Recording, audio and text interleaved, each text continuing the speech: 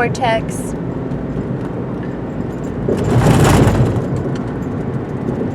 Did you feel those bumps? They were pretty intense from over here. I'm getting off work. It is very early in the morning. A little after 7 o'clock. I just did some grocery shopping because I work at a grocery store now, which is very convenient during these trying times. I didn't waste any time when this shit started to hit America. I told myself, you need to get yourself another job because the restaurant industry might not make it this time, you know? Like, I literally applied for 6 jobs in like 2 days. That's pretty good for me, especially considering the fact that I'm a major procrastinator. But I think like the more extreme situation, the more likely I am to thrive in that situation and do extraordinarily well compared to those that don't expect extreme situations. Now, do I take any of this shit seriously? No, I don't. I don't think any of this stuff is real. But, I'm trying not to use certain, vernacular because I want this video to stay up. But I'm trying to look at censorship as a challenge rather than, you know, just bitch about it, you know, because I'm tired of people bitching, quite frankly. It's just fucking obnoxious, especially when the people bitching don't really have anything better to offer, you know? Like, the problem that I have with so many people, and not just in this country, but just in society in general, is the fact that, like, people want to complain, but they don't want to offer any constructive criticism. They don't want to offer, like, any, like, reasonable solutions. They just want to recycle the same bad ones. And so, I guess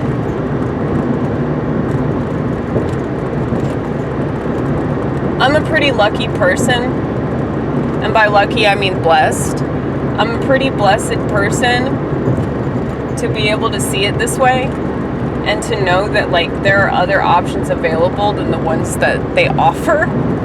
Because let's face it, you guys, none of the media people, doctors, teachers, whatever the fuck these people want to call themselves,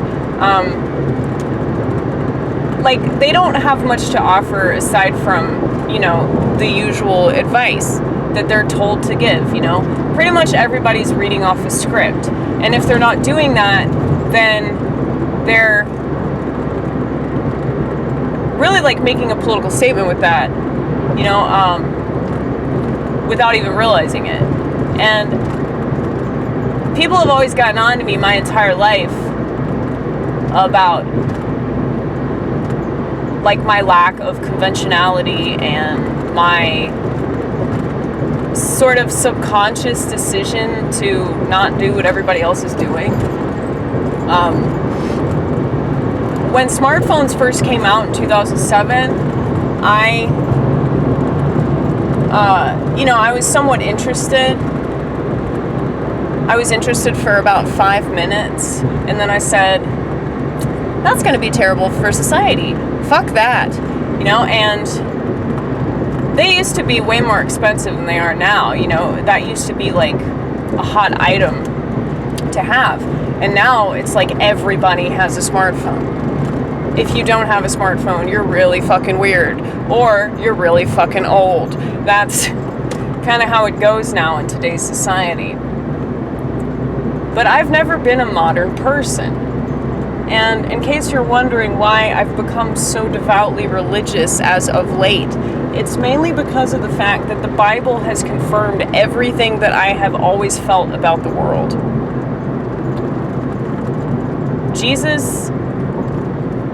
tells us to question the fuck out of authority. I mean, he doesn't use those words, but he talks about how, you know, people can adhere to traditions and, you know, like customs and shit, but it doesn't mean anything. Like, nobody is truly devout. Nobody actually worships God. Nobody actually practices what they preach. And yet they continue to preach. I mean, nothing pisses me off more, y'all. Nothing pisses me off more. So, I feel like I pretty accurately represent God's wrath.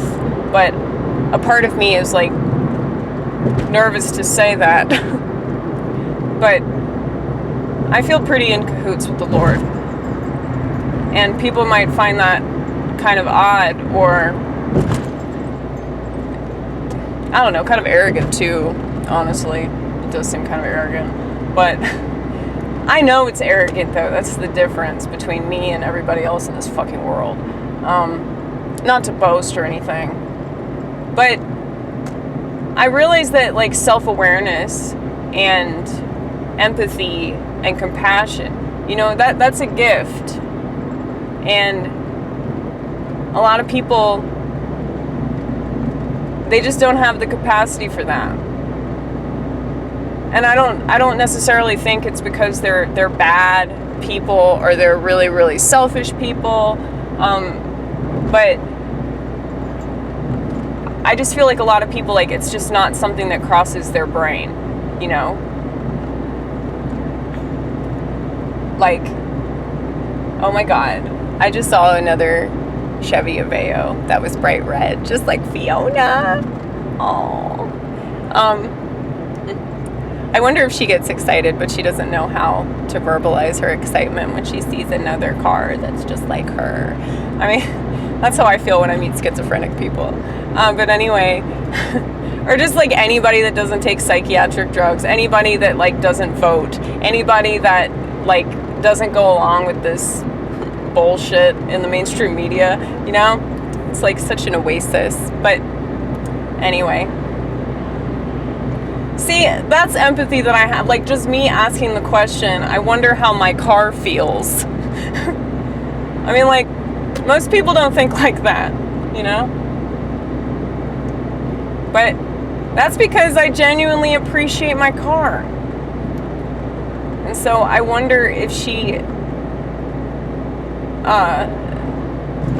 sometimes has human emotions. I'm guessing that she doesn't, but she might. You just never know. And I think I've always had that sense of awe and wonder that a lot of people just don't possess. Because they want everything to be a certain way. They want everything to be predictable. They want everything to be handed to them or perfectly explained to them, you know, and they're really missing out.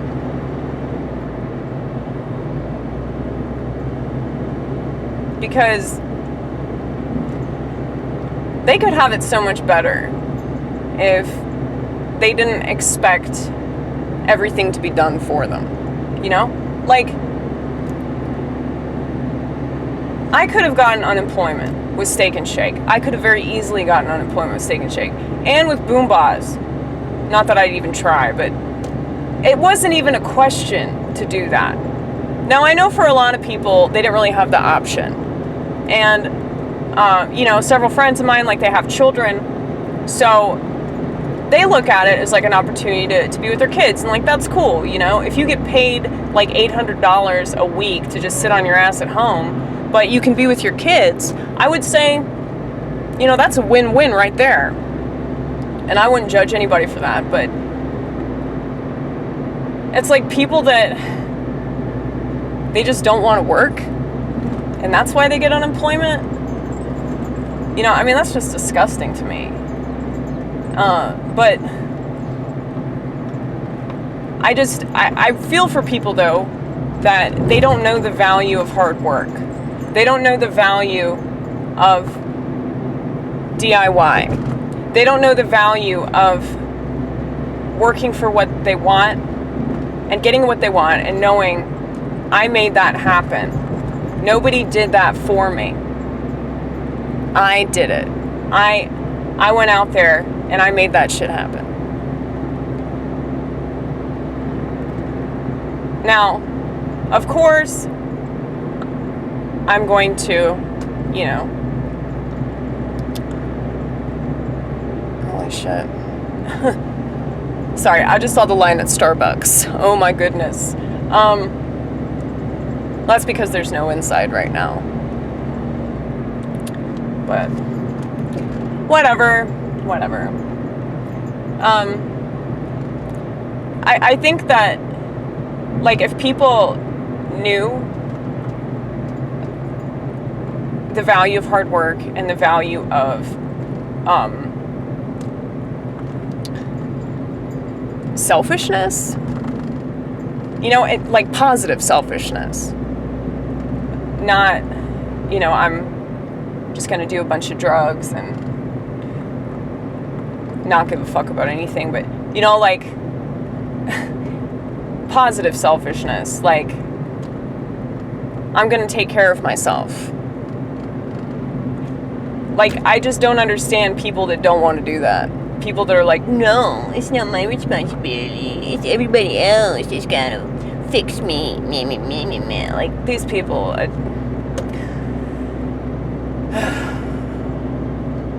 You know, honestly, I hate the fact that, like, I can't just get over the fact that people are like this. But it is, like, a genuine disgust that I have, you know, when I think that so many people in the world are like this, and they think it's just fine, you know, and they think it's everybody else that has the problem. Like, a person like me that refuses to get unemployment when I could just get another job at a grocery store working overnight, you know, like, they think that I'm insane for that when I could have just picked up a check and sat my ass at home. Why the fuck would I want to do that? I already have enough of a problem sitting at the house anyway. Like, I really don't need an excuse. Speaking of that, I have never wanted to do stand-up comedy so badly, y'all. I'm not gonna take that for granted anymore, I'll tell you that. Like, if this thing ever clears up, which I'm guessing it probably won't in the near future, but, like, if it clears up, like, I'm totally getting back on the stage, man. I'm totally gonna rock it. I'm gonna fucking kill it. And I'm gonna tell everybody what I think.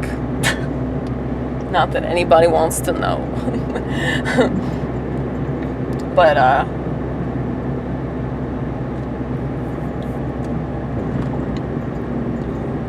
still support Trump, by the way, in case you were wondering if I still love the fuck out of him. Yes, I do. I'm gonna vote for him too. And not because I want to vote, and not because I think that voting is good or, you know, really worth anything, but mainly out of spite. Like, that's mainly the reason why I want to vote for him, because I just want to rub it in everybody's face.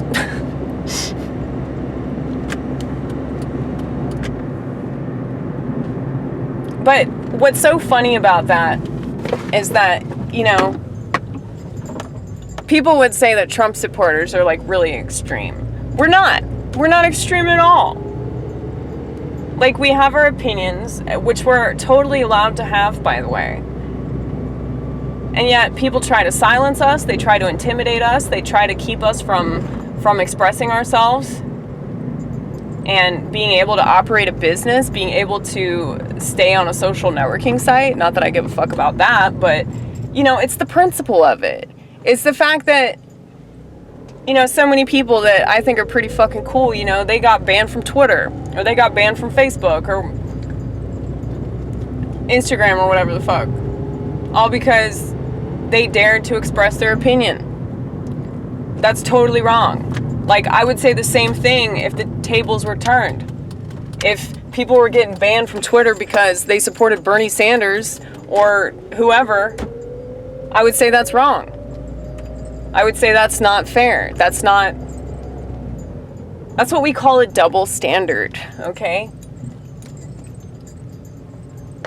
But, you know, with the left, I feel like double standards don't even cut it. I feel like they've got fucking quintuple standards, sextuple standards, you know? I really don't know which one's higher, but I do know who's about to be higher, though, and it's the person driving this vehicle. Anyway. So I have to take the cats to the vet, because I found blood in the litter box and I started freaking out. And they have curbside service, which is really strange, you know, so they're going to come out to my car. I have to call them and let them know that I'm coming, and then they're going to come out to my car and take my cats and do their little exam or whatever, and then they're going to come back, which is horrible. Mainly because, like, it's going to be bad enough getting my cats to the vet, because they're not going to want to ride in the car in their little cat crate or whatever. They're not going to want to do that. And then they're going to be in this foreign place after they've been riding the vehicle with me driving, you know? No, I'm sure I'll be a bona fide driver, though, with them in the car, but they're going to be freaking the hell out, you know? They just get taken by some random veterinarian and they don't even know this person, and I hate everything. I hate this world. I hate modern society. I hate most people in the world. But I have to be optimistic. If this thing's still going on, which is totally a bunch of fake news, if this thing is still going on, then obviously there's something else that's happening that they can't talk about, which is why they're talking about all this. So just keep that in mind. Like, I know what's going on, but I'm not, well, I don't want to say that actually, because I really don't know what's going on. I think I know what's going on, but I feel like I have a better idea than a lot of people that I know. My parents are total sheep. Most of the people I do comedy with are total sheep. They're just sheep for different reasons. Still the same slaughterhouse, folks. But I'm trying to be optimistic. And regardless, you know, I still have work. I'm still getting paid because I'm selfish. And there's nothing wrong with being positively selfish, okay? So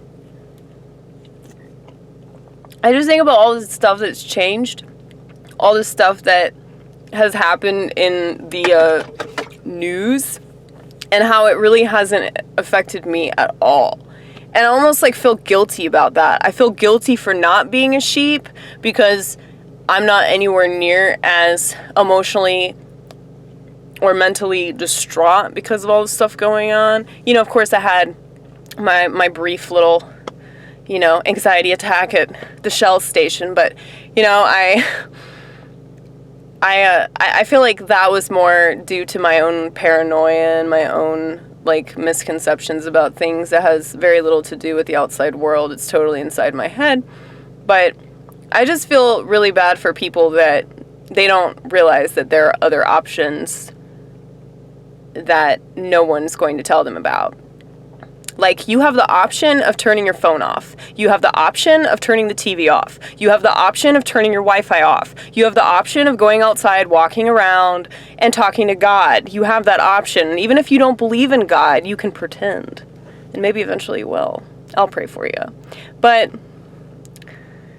anyway, Vortex, I'm going to go inside and put up my frozen shrimp. So I'll see y'all.